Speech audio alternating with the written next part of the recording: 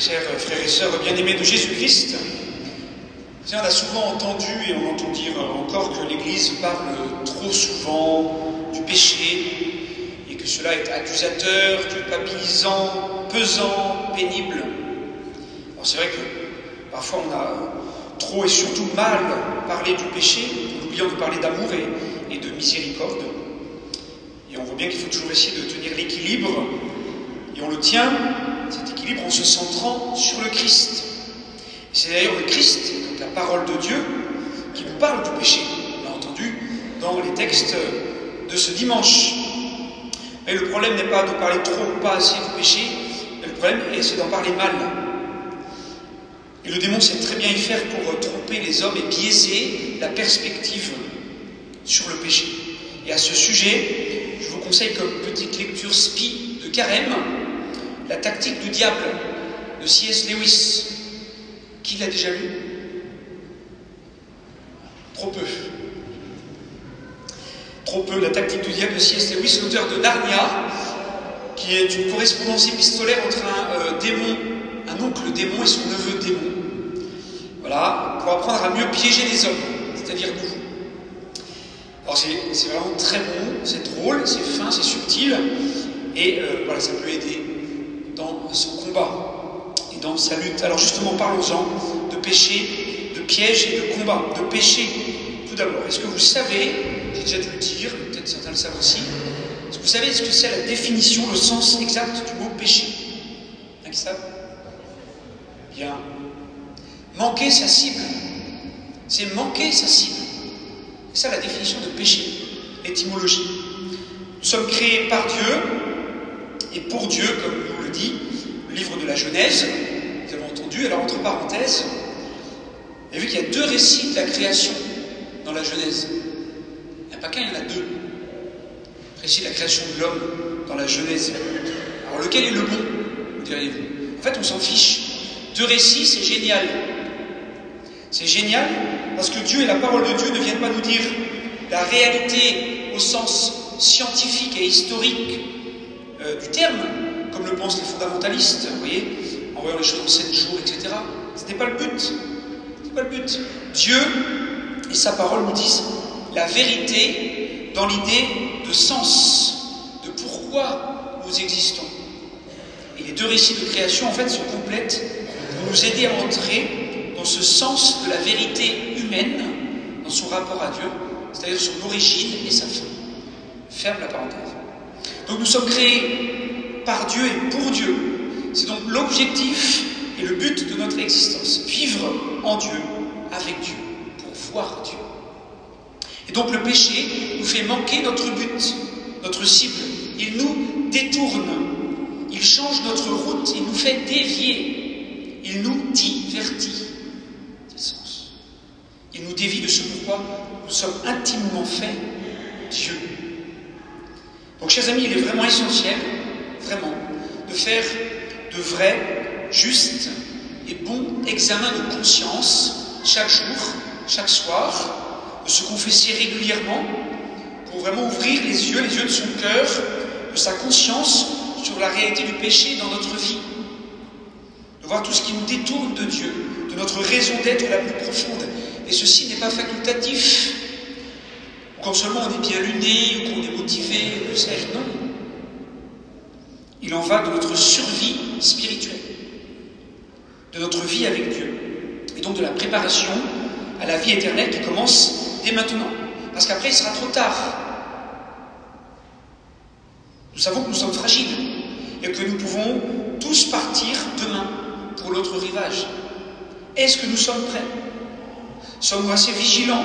Avons-nous les yeux bien ouverts, ou mi-clos, ou fermés sur la réalité du péché dans notre vie? Et l'idée n'est pas de culpabiliser, mais de laisser la lumière du Christ rayonner, illuminer dans toute notre vie, pour éclairer toutes nos pardons, toutes nos obscurités, et d'être entièrement et totalement donné au Christ, pour vivre en Dieu. Et là, attention aux pièges. Les pièges. Vous lisez souvent cette phrase très célèbre de Charles Baudelaire. La plus belle des ruses du diable est de vous persuader qu'il n'existe pas. On pourrait paraphraser avec le péché. La plus belle des ruses du péché est de nous faire croire qu'il n'existe pas, qu'il n'y en a pas. Alors, pendant mes vacances, là, je parlais avec ma petite sœur qui est infirmière en psychiatrie, car elle me disait justement, elle me parlait, elle me disait qu'il y a de plus en plus de patients qui disent entendre une voix les poussant à la violence, au mal, à la destruction. Et alors je me demandais si l'option du démon était éventuellement envisagée dans le diagnostic médical. Et bien sûr, elle m'a répondu, non, ce n'est pas scientifique. Alors évidemment, ce n'est pas toujours le démon, il faut bien discerner, car il y a aussi la folie, le problème mental, etc. Mais tout de même, le démon sait très bien se faufiler dans les failles, notamment dans les failles psychologiques, pour détruire encore et toujours. Il est fait pour ça. Et moi-même, certaines personnes que j'accompagne, je le vois. Je le vois. Et je ne sais pas vous, mais moi, plus je vois le monde malade devenir fou, piégé, plus cela, au final, me donne de croire en Dieu et en la vérité de sa parole, de son amour et de sa miséricorde. Plus le mal se déchaîne, et plus il est démasqué, comme évident, et plus le contraste est fort, mettant aussi en évidence la lumière de la vérité du Christ. Vous voyez par exemple la Seconde Guerre mondiale, c'est assez clair, l'exemple de la croix gammée contre la croix de Lorraine, c'est assez parlant, c'est visuel. Et pourtant le mal essaye de nous piéger, et les apparences peuvent tromper. Je prends un autre exemple un peu évident, ça ne peut pas me sembler caricatural, mais c'est intéressant. Prenez Adolf Hitler. J'aime bien. Il est végétarien. Il aime les animaux beaucoup plus que les hommes. Il le dit lui-même. Il ne boit pas d'alcool. Il ne fume pas. Il veut purifier la société des malades mentaux et des handicapés. Il pratique l'eugénisme pour sélectionner les meilleurs humains possibles afin que le monde soit meilleur et débarrassé de ses parasites, etc. Ça ne fait pas penser à quelque chose de présent et d'actuel. Alors c'est vrai, c'est plus subtil et plus masqué aujourd'hui, mais au final c'est le même mal, parce que c'est le même péché. Et depuis la nuit des temps. Et donc le problème de fond, c'est un problème anthropologique, comme j'aime bien le répéter souvent, parce que le démon veut faire croire qu'il n'existe pas et que le péché n'existe pas. Il trompe l'homme sur ce qu'est l'homme en l'éloignant de Dieu. Et on tombe toujours dans les mêmes pièges, sous couvert de bons sentiments et de bonnes intentions, d'égalité et de justice. Hier, le communisme, aujourd'hui, le wokisme, la cancel culture, le gender, etc. Désolé pour ces anglicismes, mais au moins, du coup, on détermine bien l'origine. Les propositions du démon à Jésus, on l'a entendu dans l'évangile, sont intéressantes, non? Plus de famine avec les pierres transformées en pain. Plus de morts étant sauvés par les anges, plus de violence avec un seul pouvoir politique unique. C'est ce que propose le démon à Jésus. Ces 3 tentations au désert font écho aux 3 tentations du Christ en croix. Si tu es le Fils de Dieu, descends toi-même de la croix, etc. On met Dieu à l'épreuve pour qu'il révèle une puissance qui s'imposerait à nous. Et pour éviter d'affronter notre propre responsabilité dans notre lutte contre le péché et le mal, alors qu'il doit se faire de manière humble et persévérante. Mais que vouloir un Dieu puissant et magique à la manière du monde, en fait, c'est refuser de combattre et d'assumer sa liberté. C'est refuser de voir le péché dans mon cœur, dans ma vie. Et en fait, c'est refuser le Dieu de Jésus-Christ, le vrai Dieu d'amour et de miséricorde. Alors combattons, le combat. Et je termine par là, le combat. C'est la lumière du Seigneur. Pensez à autre chose à l'oiseau. Combat. Parce que ce temps de carême est un temps béni et un temps de grâce. Réjouissez-vous, parce que tout est grâce. Et notamment le carême, pour s'entraîner et pour combattre. Vous voyez, regardez le Christ lui-même combattre contre le démon, contre le Satan. Et c'est l'Esprit Saint qui le pousse au désert pour combattre. C'est donc Dieu lui-même qui le demande.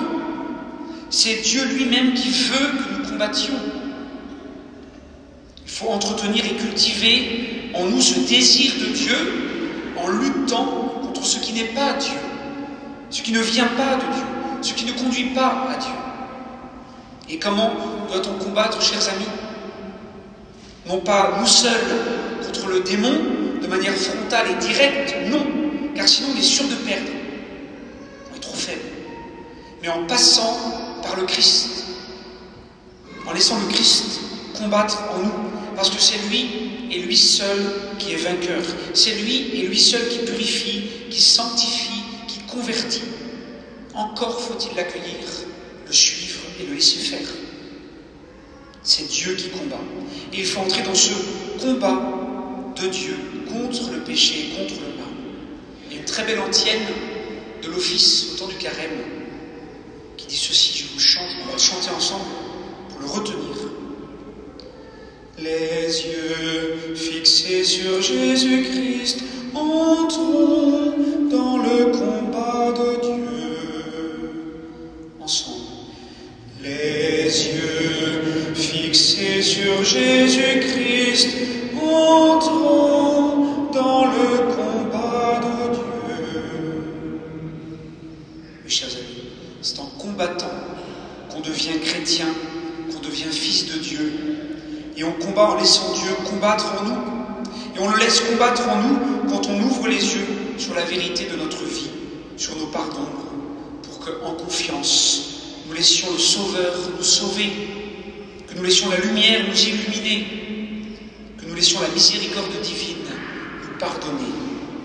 C'est ainsi, chers amis, que le péché sera détruit dans nos vies par l'amour de Dieu, et que nous pourrons reprendre notre juste trajectoire et atteindre notre cible, le but de notre vie, Dieu, la vie avec Dieu, la vie en Dieu.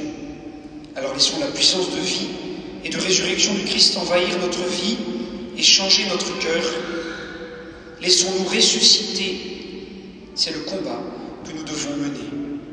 Demandons à Notre-Dame, à la Vierge Marie, fidèle dans son combat pour la foi et l'espérance au pied de la croix, demandons à Marie de nous aider à garder les yeux fixés sur Jésus-Christ pour entrer dans le combat de Dieu. Je vous salue Marie, pleine de grâce, le Seigneur est avec vous. Vous êtes bénie entre toutes les femmes, et Jésus, le fruit de vos entrailles, est béni. Sainte Marie, Mère de Dieu, priez pour nous pauvres pécheurs, maintenant et à l'heure de notre mort.